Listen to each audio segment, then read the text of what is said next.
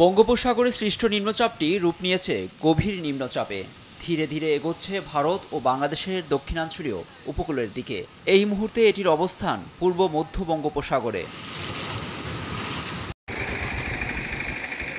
ভারতের পশ্চিমবঙ্গের আলিপুর আবহাওয়া দপ্তর শনিবার পূর্বাভাসে জানিয়েছে, গভীর সাগরে শনিবার দুপুর বা বিকেলের পর ঘূর্ণিঝড়ে রূপ নিতে পারে এটি। এরপরই প্রবল ঘূর্ণিঝড় হয়ে উপকূলের দিকে অগ্রসর হবে।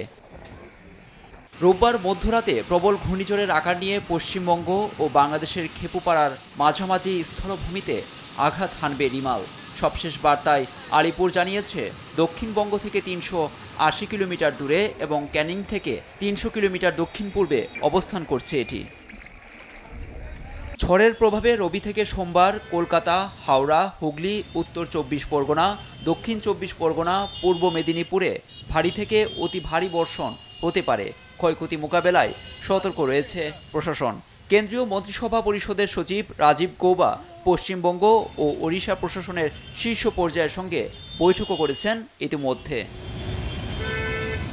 স্থলভাগে প্রবেশের সময় ঘূর্ণিঝড়ের গতি থাকবে ঘন্টায় ১১০ থেকে ১২০ কিলোমিটার, বইতে পারে ১৩৫ কিলোমিটার বেগে পর্যন্ত ঝোড়ো হাওয়া।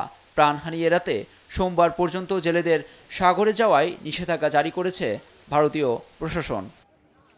লুৎফর কবির, নিউজ ডেস্ক, দেশ টিভি।